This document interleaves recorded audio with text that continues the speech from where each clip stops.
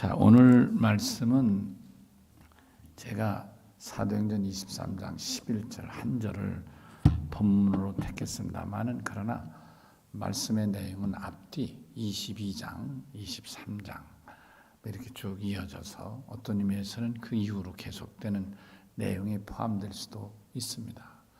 그러나 오늘 이 23장 11절의 이 말씀을 집중적으로 앞뒤를 살펴보면 이게 뚝 떨어진 게 아니고 지금 어떤 상황인가 우리가 읽어서 알지만 그렇죠. 여기 23 그날 밤이라는 건 예루살렘에 결례를 하러 올라갔다가 이방에서 온 사람들이 이 바울의 일행을 보고 저가 소동시키는 사람이다. 성경을 왜곡되게 그렇게 모세의 율법을 믿지 못하도록 하는 그거는 이제 여러분 뭐예요? 할례죠, 할례.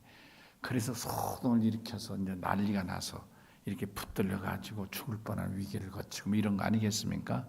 내용을 좀 더 풀으면 그런 것이죠. 그래서 저놈 잡아라, 우리식으로 말하면.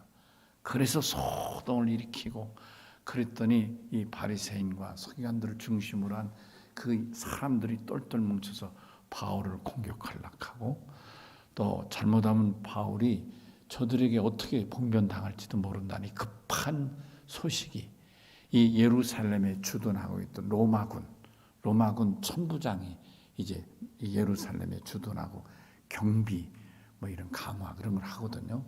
군사적으로 지배하고 여러분 그것은 우리나라 일본 시대를 생각하면 되는 거죠. 대전이든지 서울 같은데 일본 헌병이 주둔해가지고 치안을 관리했던 것 같이 그렇게 이해하시면 되는 것이죠. 그때 예루살렘은 치안의 총책임자가 누구냐면 천부장인 거예요. 물론 총독이 있지만 총독은 이스라엘 나라 전체고 그리고 예루살렘 이 도시 성을 주둔해서 이 성을 책임지는 치안 책임자는 천부장인데 이 천부장에게 소식이 전해지니까 천부장이 백부장들을 이끌고 군사들을 동원해서 현장에 온 거죠. 야단법석이죠. 이 큰일 났어요. 그래서 군인들이 팍 들어가가지고 그 소동하는 사람들을 해치고 그리고 그 중에서 바울을 끄집어낸 거죠. 일단은 소동을 제지시켜야 되니까. 그래서 바울을 끄집어내고 그리고 소동하던 그 예루살렘의 사람들을 다 해산을 시킨 거죠. 그렇지만 저들은 바울을 죽여야 될 사람으로 생각하고 헤어지질 않는 거죠. 그러니까 바울을 끌고 오는데도 사람들이 헤어지지 않고 막 바울을 공격하니까 바울이 천부장에게 얘기를 하는 겁니다. 22장에서부터 얘기를 하는 거예요. 제가 지금. 그러니까 바울이 천부장에게 양해를 구하는 겁니다. 내가 저 사람들 할 말이 있다. 할 말인데 내가 말해도 되겠느냐? 그때 좋다. 얘기하라. 그래서 바울이 단에 서서 이제 저들에게 얘기를 하는 겁니다. 근데 얘기를 하다 가만히 딱 바울이 그 모인 청중들을 자기를 해하려고 한 모인 사람들 일단은 싹 훑어보니까 하나님이 바울에게 직관을 주신 것이 직관. 그러니까 딱 보면 알아채는. 여러분 이해가 되시나요? 직관력이라는 게 그런 거예요. 예를 들면 상대방이 나한테 와서 이런 얘기를 하는데 무슨 좋은 얘기하고 하지만은 직관력 있는 사람은 네가 몰라 무슨 얘기 하려고 이렇게 자꾸 너스를 떠는구나. 이렇게 딱 알아보는 이게 직관력이라는 거예요. 이해가 되시나요? 예. 그러니까 상대가 드러나지 않고 얘기를 하지만 직관력 있다는 얘기는 그 사람의 속을 꿰뚫어 보는 거예요. 네가 이렇구나 이렇게 상대를 꿰뚫어 볼 수 있는 능력. 이걸 직관력이라 하는데 바울에게 그런 직관력을 주님이 주신 거죠. 딱 보는 순간 이 무리는 물론 바울이 아는 지식도 있지만은 이 무리는 크게 말하면 투파구나 이렇게 딱 구별해요. 하나는 사두개파, 하나는 바리새파 이렇게 딱 직관적으로 보게 된 거예요. 물론 섞여 있죠. 뭐 저놈치게나 잡아라 막 섞여 있지만은 이 바울의 눈에 딱 그게 보인 거예요. 그래서 바울이 저들에게 얘기를 하게 되는 부형들아 그러면서 자기가 어떤 사람인가를 얘기하는 겁니다. 자기가 첫째는 뭐예요? 나는 비록 태어나긴 길리기아 다소에서 태어났지만 나는 아버지 때부터 애당초 바리새인입니다. 그리고 가말리엘에서 내가 교육도 받은 사람입니다. 이게 딱 얘기를 하는 거예요. 왜냐? 거기에 바리새인들이 있는데 바리새인은 자기하고 같은 사람이에요. 그 바리새인이 자기가 바리새인인 걸 알면 바리새인이 공격할 리가 없잖아요. 저들이 공격하는 게 뭘 알고 해요? 이놈 잡아라, 모세 율법을 지키지 말라, 폐락했다, 막 이렇게 선동하니까 듣는 거지, 듣고 막 나서는 거지. 여러분, 군중이라는 게 다 그런 거잖아요. 그런데 이 바울이 딱 보는 순간, 그런 다 뭉쳐가지고 자기를 공격하는 그 사람들 중에는 자기와 같은 바리새인이 있는 거예요. 그래서 자기 신분을 딱 얘기를 하는 거예요. 여러분, 이게 굉장히 중요한 거예요. 왜냐하면 바리새인이라는 건 여러분이 아시겠지만 사두개인들하고는 항상 물과 기름과 같은 사이인 거예요. 신앙적인 면에서. 그러니까 둘이 결합할 수 없는데 바울을 공격하는 데는 물과 기름이 섞여서 공격을 하니까, 만약 바리새인이 기름이라면 나는 기름입니다 이렇게 얘기하는 거잖아요. 바리새인이 물이라면 나는 물입니다 이 얘기잖아요. 그러니까 여러분, 물과 기름은 안 섞이잖아요. 딱 갈리는 것처럼. 그러니까 청중을 향하여 나는 바리새인이라고 딱 얘기를 하니까 바리새인? 아니, 바리새인들이 지금 저놈 죽여 막 어떤 의미에서 모세 율법을 지키기를 더 강조하는 사람들은 바리새인일 수도 있는 거예요. 그러니까 바울을 죽이려고 그냥 두면 안 된다고 공격하는 사람들이 더 바리새인일 수도 있는 거예요. 그런데 바울이 내가 바리새인이고 나는 대대로 바리새인 자손으로 태어났고 내가 가말리엘에서 공부한 사람이라고 얘기하니까 이 바리새인들이 뭔 얘기요 그러면? 이렇게 나오는 거예요. 아니, 우리 판대 우리가 왜 여기 껴들은 거야? 이리 돼버린 거죠. 그러니까 이 바리새인들은 슬슬 빠져나가니까 그 바리새인을 공격하던 사람들이 무리를 흩어내는 거죠. 그럼 어떤 차이가 있느냐? 여러분 아시겠지만 바리새인들은 영적인 존재를 믿는 거예요.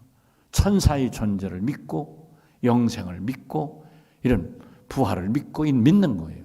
그런데 사두개인들은 안 믿는 거예요. 영적 존재나 천사나 이런 영생이나 이런 걸 안 믿는 거예요. 그러니까 신앙적으로는 딱 갈리는 거예요. 아멘이시죠? 그렇지만 저들은 거기서 멈추지 않고 사두개인을 중심으로 해서 바울을 없앨 생각을 하게 되는 거죠. 이런 이 위기 상황에 이게 그날 밤입니다. 그러니까 바울이 얼마나 두려웠겠어요. 두렵죠. 과연 나는 어떻게 될 건가? 날이 밝으면 내일은 또 어떻게 될 건가? 여러분, 그런 걱정 안 되겠어요? 잠이 안 오죠. 잠이 올 리가 있어요. 어떻게 될까? 이게 보통 심각한 문제가 아니잖아요. 저는 죽이라 하지. 그래서 제 생각 같아서는, 내 경우라면 바울은 잠을 이루지 못하고 있었을 것 같습니다. 두려움도 오고 공포감도 생기고 어떻게 될 건가 걱정도 되고, 그래서 잠을 못 자고 뒤척하는 그 순간, 오늘 23장 11절 이제까지 들었으니까 우리 바울의 심정으로 다시 이 11절을 읽겠습니다. 시작.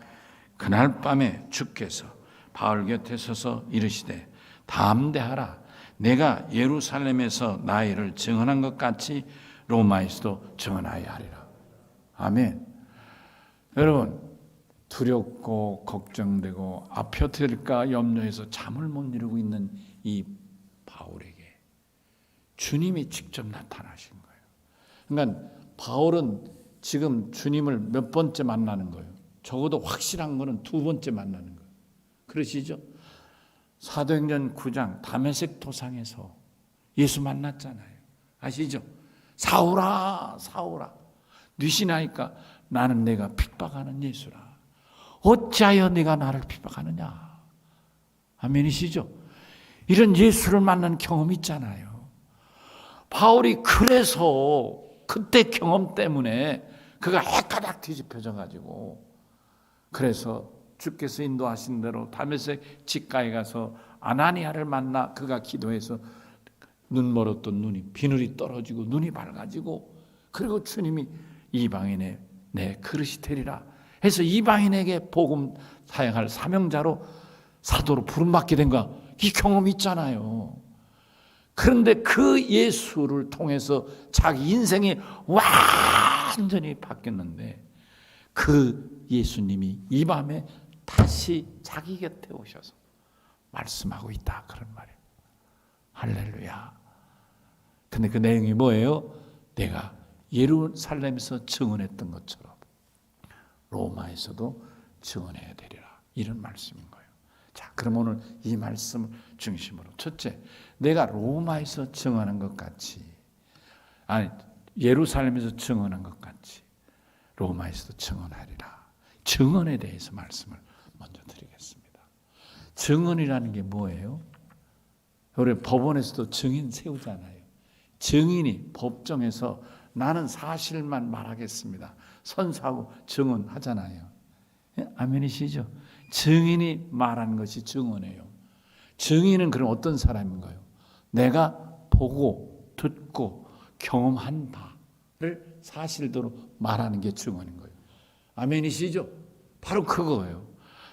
들은 것도 없고 보지도 않았으면서도 사실이 아닌데도 증언이라고 했다가 그것이 사실이 아닌 것이 팩트 체크가 되면 증언 감정법을 위반해서 오히려 벌을 받게 된다니까요. 그게 증언은 경험한, 아는 대로, 본 대로, 자기가 경험한 바대로 사실을 말하는 게 증언인 거예요.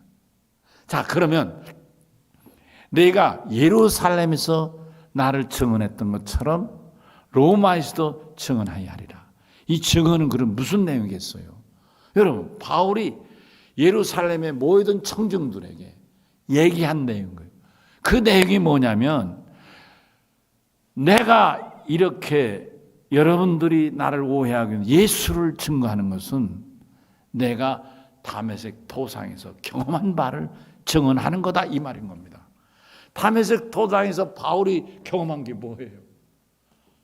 대상한테 공문 받아가지고 다메섹으로 가서 예수 믿거나 반항하는 자들이 있으면 그를 잡아다가 예루살렘에 끌고 오거나, 그나마도 말 안 들으면 현장 처리하려고 전권을 임받고 가고 있었다, 그런 얘기예요. 증언의 내용이 그런 거예요. 그렇죠?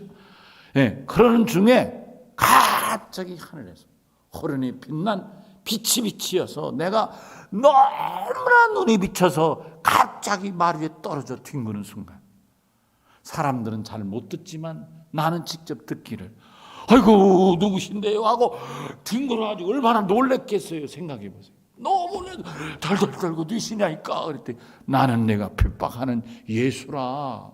사울아 세우라, 내가 어째 나를 핍박하느냐 말씀하셨다는 거예요. 이게 바울의 증언인 거예요. 그래서 내가 너무 놀라서, 나는 이제까지 예수가 죄인인 줄 알고 예수 믿는 사람을 잡아 죽이는 일에 앞장섰는데, 그분이 나에게 나타나서 친히 말씀하시고, 그분의 뜻대로 내가 눈먼 소경이었지만, 갑자기 소경이었지만 사람들이 이끌려 다메섹에 가서 직가에 살던 그 당시에 유명한 선지자라 소개되는 아나니아가 나를 찾아와서 기도해 주시는 순간 내 비늘이 싹 떨어지면서 눈이 확 똑같이 밝아지게 됐다. 예수를 만난 경험, 소경이 됐다가 눈을 뜨게 된 경험, 그리고 장차 이방인에게 복음을 전할 사도로, 사명자로 부름받은 사실, 이 내용을 말하는 것이, 이게 예루살렘에서 모이던 청중들, 사두개인과 바리새인들을 향하여 전한 말씀이었다. 그러니까 이 내용이 증언인 거예요. 무슨 얘기예요? 예수는 부활하신 우리의 구세주 되신다. 아멘. 예수는 부활하셨고 그분은 우리의 구세주 되시고, 아멘. 그리고 우리가 그 믿음으로 구원받고 영생 얻는 이 복음을 내가 전한다. 이게 바울이 전할 증언이라 그래요. 아멘. 그러니까 주님이 나타나셔서 말씀하셔서 이제 로마에 가서 증언할 내용은 바로 이 내용인 거예요. 두 번째로, 이 내용을 로마에 가서 내가 전하라 한 얘기예요. 이 얘기는 무슨 얘기예요? 내가 예루살렘에서 나를 증언한 것처럼 로마에서도 증언하리라 한 이 내용은 무슨 내용이에요? 내가 너를 로마에까지 보낼 테니 네가 로마에 가거든 예루살렘에서 증언한 내용을 그들에게 전하라. 이런 말씀 아니세요? 믿으시면 아멘 합시다. 그러시죠? 아니 가지도 못하고 감옥에 갇혀 있는데 무슨 로마에 가서 복음을 전해요. 그럼 로마에 가서 복음 전한다는 의미는 뭔가? 바울이 평소에 로마에 가고 싶었어요. 아시잖아요. 바울이 고린도까지 복음을 전하러 2번씩이나 갔잖아요. 고린도에 옛날엔 고린도가 한국, 제가 1992년도에 그리스 갔을 때 그때는 제가 배를 타고 왔어요. 그래서 이태리 브린디시라는 항구, 우리나라로 말하면 포항 정도 되는 곳인데 약간 이렇게 들어갔다 삐쭉 나온 울산이나 포항쯤 되는데 거기에서 이 7,000톤짜리 여객선을 타고 제가 23시간 배를 타고 이 그리스를 갔어요. 그때 그 항구는 파트라라는 항구였어요. 제가 갈 때는. 그러나 바울이 복음을 전할 당시에는 고린도 항구가 큰 항구였어요. 지금은 고린도가 쇠퇴됐어요. 작은 마을 도시로 이렇게 해서 신고린도, 구고린도 뭐 이렇게 나뉘어 있습니다만은, 그러니까 바울이 고린도까지 가서 되돌아왔다는 얘기는 로마에 가고 싶은데 로마를 못 간 거예요. 그러니까 2번이나 시도한 거예요. 자기가 어떠니 로마에 가려고 2번을 시도했어요. 그렇지만 그때 로마 황제가 어떻게 했어요? 로마인이 아니면 로마에 들어올 수 없었어요.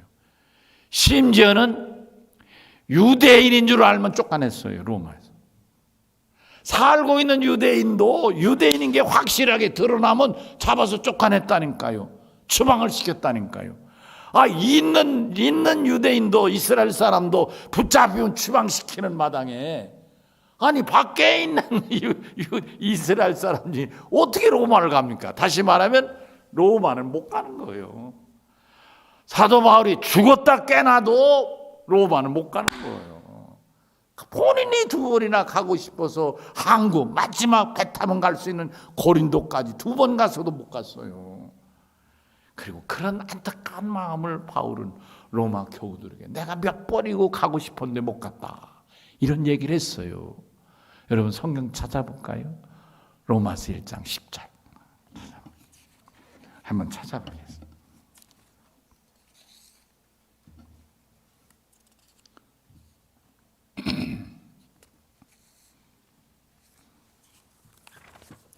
찾으셨나요? 시작. 어떻게 하든지 이제 하나님의 뜻 안에서 너에게로 나아갈 좋은 길을 얻기를 구하노라. 가고 싶은 거, 너희에게 어떻게 하든지 내가 로마 너희들 있는 대로 가기를 원한다, 이 얘기예요. 가고 싶었어요. 양념이요 뭐요 이 소리는 갑자기. 저기 교회 오실 때는 여러분 무음으로 해놓고 들어오셔야 돼요. 아셨죠? 잊어버리셨나 봐. 아셨죠? 다 그렇게. 몇 번을 가고 싶었던 마음도 썼어요. 그 이후에 1장 13절을 또 이렇게 했습니다. 13절 같이 읽습니다. 시작. 형제들아, 내가 여러 번 너희에게 가고자 한 것을 너희가 모르기를 원하지 아니하노라. 이보세요. 바울이 누구예요? 로마 시민권자예요. 아멘. 로마 시민권자인데 시민권자가 로마를 못 가는 거예요. 왜? 황제의 칙령에 의해서 못 가는 거예요. 여러분 놀랍지 않습니까? 그러니까 자기가 그냥 이스라엘 사람이 아니, 그냥 이스라엘 사람은 말도 안 되는 거고요. 로마 시민권자인 이 바울이 몇 번이나 가기를 원해서 시도했지만 못 간 곳이 로마라 그런 말이에요. 그런 바울에게 주님 뭐라고요? 너를 로마에 보내주겠다. 할렐루야. 믿으시면 아멘 합시다. 할렐루야. 이렇게 로마 시민권자는 바울이 가려고 여름 가려고 노력하고 그래 고린도 항구까지 2번이나 갔지만은 되돌아올 수밖에 없었던 현실 앞에 이때 바울은 어떻게 했어요? 내 생전에 내가 살아서 로마에 가서 복음 전할 수는 없겠다 그런 생각 갖지 않았겠어요? 그냥 내가 죽어서 가면 몰라도 살아서는 갈 수 없겠구나. 내가 못 가니까 누군가는 가겠구나. 이리 생각하지 않았겠어요. 다시 말해 바울이 이렇게 하려고 도전하고 도전했지만 못 했으니까 그런 바울은 아마 포기하는 마음을 가졌을지도 모르는 것입니다. 물론 속은 답답하고 안타까웠겠죠. 잠을 못 이루는 아픔이 있을 수도 있습니다. 죄송하지만 저 개인적으로 얘기하면 그런 경험을 저는 이해를 합니다. 뭐 복음 전하러 가는 건 아니었지만 제가 어려서부터 늘 꿈이 영어로 공부하는, 미국 가서 영어로 공부하고 싶은 그런 꿈이 늘 있었어요. 그래서 사실 신학대학이 신학을 공부하는 곳이지만은 저는 영어를 포기한 적이 없어요. 기회가 되면 미국 가서 공부를 하리라. 그래서 여하튼 어떡한지들 영어 공부를 하고 아세아연합 신학대학원에 본대학원 거기도 영어가 준데 그 영어로 공부를 하고 영어로 논문 쓰고 여하튼 영어로 그렇게 준비를 했어요. 근데 길이 없었어요 제가. 그래서 이제 50이 다 될 때 저는 가끔 밤에 자다 일어나서 나는 이러고 끝나는가, 내 꿈은 여기서 그냥 좌절되는가, 그런 생각을 하면서 나를 보낸 날이 많습니다. 그런데 뜻밖의 하나님이 5.18 민주화운동 보상을 6천만 원 주셨어요. 그래서 또다시 생기를 얻고 도전을 했어요. 그래서 48살에 제가 이제 여기 둔산동에 있는 어학 토플 학원에 다니고 한 10개월 공부를 했어요. 그래서 토플을 준비해서 정식으로 제가 미국의 박사로 들어갈 수 있었어요. 49살 때 제가 미국에 정식 박사가 돼서 공부할 수 있었어요. 그래서 저는 지금 바울이 지금 이렇게 이런 내용들을 들으면 저하고는 전혀 차원이 다른 내용이지만 적어도 바울의 마음은 제가 10분의 1일지 100분의 1일지 1000분의 1일지는 모르지만 이해가 되는 거예요. 얼마나 로마에 가서 복음을 전하고 싶었을까. 그렇지만 막히고 어쩔 수 없는 상황에서 그런 이 바울이 주께서 나타나서 뭐라고요? 내가 예루살렘에서 나를 증언한 것처럼 로마에서도 증언하여야 하리라. 내가 너를 로마에 보낼 테니 예루살렘에서 증언한 그대로 로마에서도 증언해라, 이 말씀이잖아요. 로마에 보내주겠다는 거예요. 할렐루야. 모르지, 바울은 모르지. 자기가 최선을 다했지만 못 갔는데 주께서 보내신다니까 어떻게 보낼지는 모르지만은 이때 바울의 마음은 어떻겠어요? 감옥이 아니라 천국 같은 마음이 들지 않았겠어요? 이야, 주께서 말씀하셨다. 혹시 여러분 이런 주님이 여러분 잠든 사이에 비몽사몽간이든지 기도 중에든지 주님이 친히 말씀하셔서 여러분들의 장래를 약속하시거나 혹은 여러분의 기도의 응답에 대해 말씀하시거나 여러분의 질병을 치료해 주신다거나 이런 응답을 경험하신 분이 계십니까? 여러분 만약 경험했던 그때 여러분 감정이 어떻더냐고요. 여기가 어딘지는 모르지만 천국 같지 않겠어요? 누구 말 맞다나 이제 나는 살아도 좋고 죽어도 좋고 더 이상 나는 소원이 없다, 이런 황홀한 감동이 들지 않던가요? 아멘이시죠? 여러분 경험이 있거든 아멘 해보세요. 경험이 없거든 오늘 이 말씀 듣고 주여 저도 바울처럼 주님을 경험하게 해달라고 좀 기도도 해보시기 바랍니다. 저는 참 이런 말씀을 들을 때 제가 경험했던 그 생각이 고스란히 소스라지 생각나니까 너무 감격스럽고요. 지금 자기가 살지 죽을지 바로 주님께서 나타나 말씀하시기 전까지는 내 인생이 어떻게 될까, 내일 아침에 일어나면 어떻게 될까, 나는 앞으로 어떻게 된다는 말인가, 그런 두려움과 염려와 걱정 때문에 잠을 못 이뤘지만은 주님이 나타나서 이 말씀하는 순간 바울은 그곳이 천국이 됐을 것으로 확신하는 것입니다. 뭐예요? 야, 그렇다면 나는 주께서 나를 로마에 보낸다 했으니 이제 나는 로마에 가서 복음을 전할 사람이다. 아멘.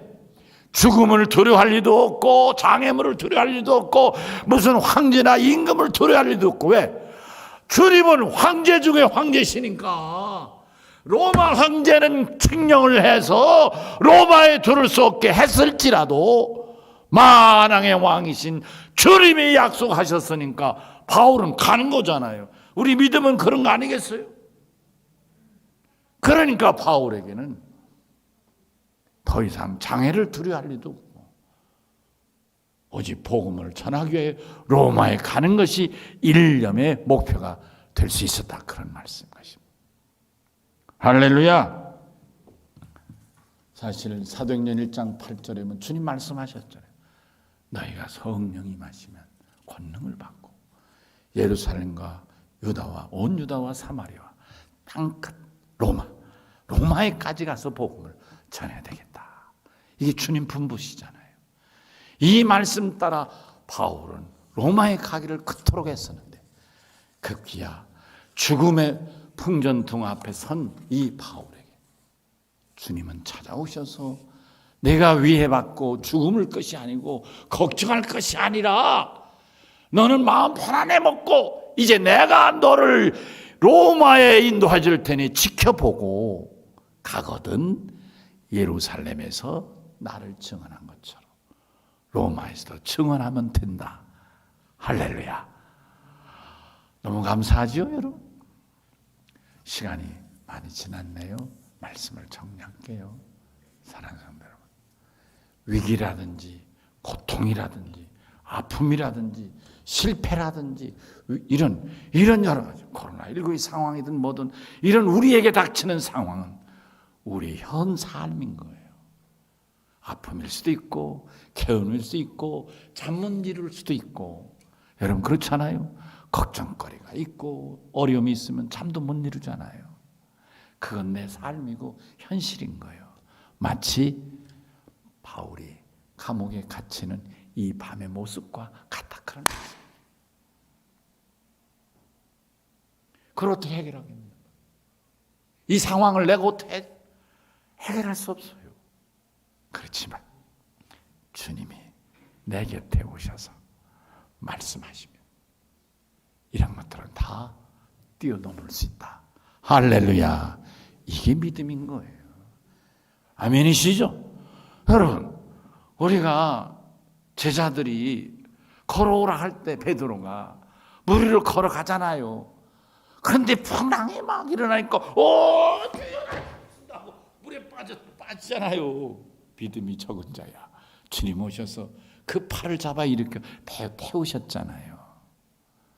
우리 믿음은 주님을 향하여 주님과 더불어 주의 일을 감당하는 것입니다. 우리 현실과 상황을 두려워하는 것이 아니고 여러분 오늘 준 말씀 간절히 바라고 원하기는 여러분이 어떤 상황에 처해 있고 어떤 형편이 있는지 나는 모르지만 아시는 주님께서 여러분 곁에 찾아오시고 주님의 음성 듣게 되시기를 주의 이름으로 축원합니다. 분명한 것은 뭐예요? 전하 유복해 하시는 주의 음성이다. 그런 말씀. 전하 유복해 하시는 주님이시다. 전하 유복해 하시는 전능하신 주님이시다. 아멘. 감옥에 갇혀서 상황으로 따지면 인간적으로 따지면 바울은 갇혀서 재판받다 주는 거예요. 이게 바울의 현실이에요. 그러니까 잠 못 이루고 고통스럽고 내일은 어떻게 될 건가 걱정하는 것이죠. 그렇지만 그런 상황일지라도 우리 주님이 찾아오시면 그런 바울을 들어서 포기하고 나는 불가능하고 어쩔 수 없는 상황에 도저히 방법이 없는, 아무리 로마 시민권자도 갈 수 없는 이런 어쩔 수 없는 절벽 같은 상황이지만 주님이 오셔서 말씀하시면 그 절벽은 통로가 생기는 것이고 어둠은 사라지고 빛이 들어오는 것이고 막힌 길은 열리게 되는 것이고 화가 변하여 복이 되는 줄로 믿습니다. 무엇으로? 믿음으로. 여러분 다 믿는 사람 아니세요? 여러분 다 우리 믿는 공동체원 아니세요?